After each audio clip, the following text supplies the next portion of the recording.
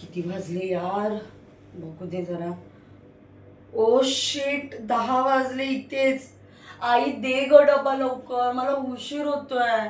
कधी पोहोचणार मी ऑफिसला? 9:30ची शिफ्ट असते, इथेच 10 वाजले, मी कधी पोहोचणार? आणि आता इथून निघाल्यावर तुला माहितीये का परत ट्रेनचे प्रॉब्लेम असतात. एक तर ट्रेन वेळेवर कधी नसतात. थांब, मी ना एक काम करते, शलाकाला फोन करून बघते.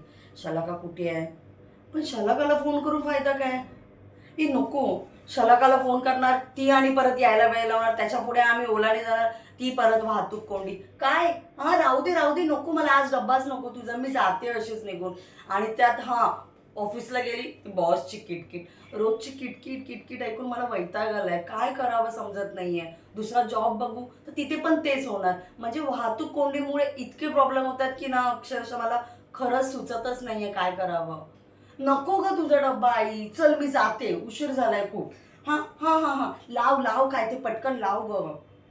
हो हो हो, बस बस बस, निघते आई मी, उशीर झालाय ग आई, उशीर झालाय आई, येते येते, बाय बाय.